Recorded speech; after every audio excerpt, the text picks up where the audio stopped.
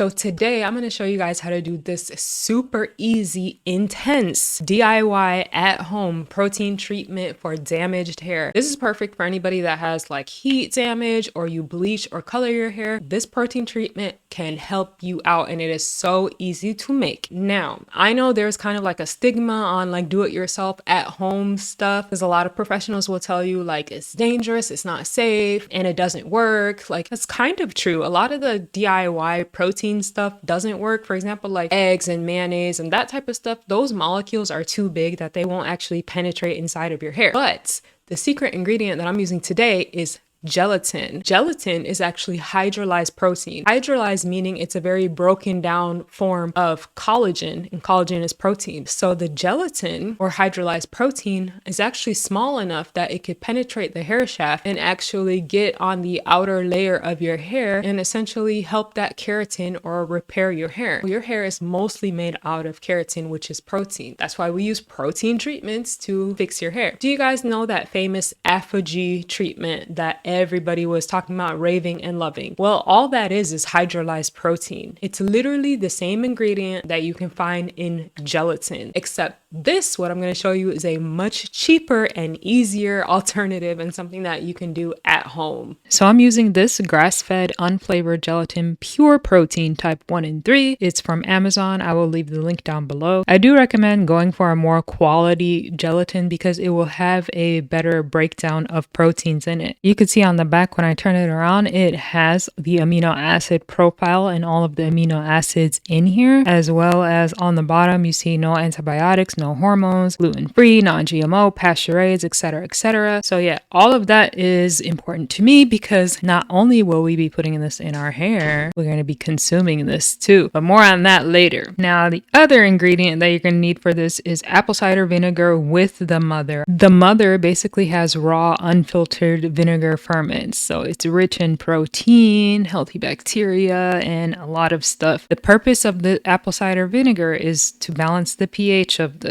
So no, you cannot skip this. So I'm starting off by just pouring 1 cup of distilled water into my teapot. If you have short hair, just cut this recipe in half. Next, I'm just weighing out exactly 1 ounce of my gelatin using my food scale. Now, once again, if you have short hair, then you're going to use 1/2 ounce and 1/2 cup.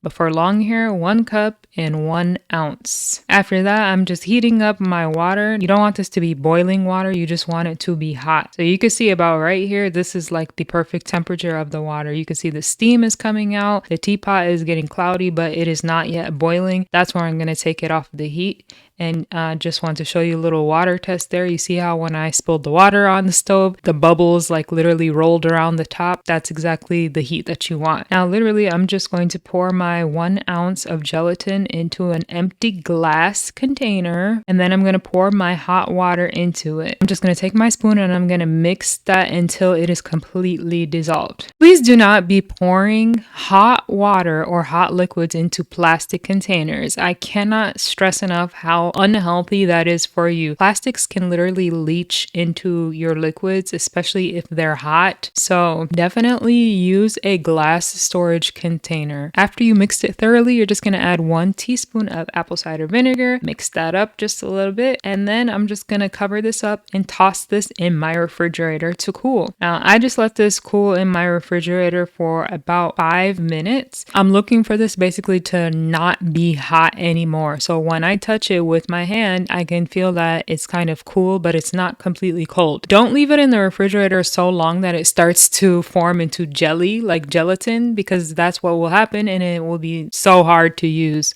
So yeah, you definitely want to take it out beforehand. After about 5 to 10 minutes in the refrigerator, now I'm transferring it into this little applicator bottle. At this point, it is completely safe to put it inside of a plastic applicator because it is cooled down. And this applicator bottle will just make it so much easier to apply to your head because this can be very, very messy. Now, you could definitely do it without an applicator bottle, but I would recommend like doing it in your shower because it is super messy, and believe me, you don't want to have gelatin all over the place. Now, you want to apply this to clean, wet hair. So I did wash my hair and I actually had to re-wet my hair because high porosity, my hair wants to dry so fast. So now I'm just literally using this applicator bottle and squeezing this gel gelatin into my hair. When you work with the gelatin like this while it's still kind of in the liquidy form, I find it to be much easier, and you can spread it throughout your hair much better too. So I'm literally just covering all of the strands of my hair with this gelatin mixture. And especially, I'm going to concentrate on my problem areas. For me, that is like the front of my head and also the ends. So really show love to the ends of your hair. And you can see, wow, look at that shine. Like this stuff literally makes your hair so shiny. But yeah, anyways, I'm just finishing up here. I didn't actually use the whole container because my hair is so fine and thin. Now, at this point, you can choose to diffuse or blow dry or sit under an air dryer and help this treatment penetrate into your hair and kind of dry and get that hard cast. You'll know it's finished when your hair feels super, super hard. If for some reason your hair doesn't ever get hard, then you probably didn't have the right consistency or the right measurements of gelatin when you started. So yeah, if your hair never gets hard, then just wash it off after like 15 minutes. Now it's time to rinse this out of your hair. So do not attempt to touch your hair at all. Your hair is very, very stiff. And if you try to force it out of this cast, you can do harm and you can break your hair. So please don't do that. Just let the water run on your hair for a few minutes and it will naturally soften up, and then you'll be able to move your hands through your hair and kind of wash out that gelatin. Now the gelatin should come out pretty easily. You really want to make sure you deep condition after this step. However, I'm going to be completely transparent with you guys. I just use a regular conditioner because my hair is just getting weighed down so heavily by deep conditioning. So yeah, now this is how my hair looked when it was wet, and boom, this is how my hair looks once it is 100% dry. I have a lot of definition. My hair is pretty shiny, and yeah, I love it. I can definitely tell the difference from just using it one time. My hair feels so much better after I did that protein treatment, and I have less frizz. Like when I tell you, when I washed my hair out, I was like, I don't see any frizz at all. Like the frizz is basically gone. Basically, I had so much frizz before. And not only that, the shine factor, like shine is pretty crazy. I don't know if you guys can really see, but shine, the definition, my curls are like back, bouncy, rejuvenated. So I definitely recommend you guys to try this out, especially if you're thinking about cutting your hair because it's damaged. Hold on 1 second and try this first. You will see a difference with just one time of use. You guys can repeat this pretty much every 2 months, but it really depends on your situation and your hair and how damaged your hair is. But roughly, I would say a safe place to stay at is 2 months, because the thing is, this is not a permanent treatment. So just like you're putting the protein in your hair, it will basically come out of your hair. That takes about 6 weeks for that to happen. So that's why pretty much every like 6 to 8 weeks is what they say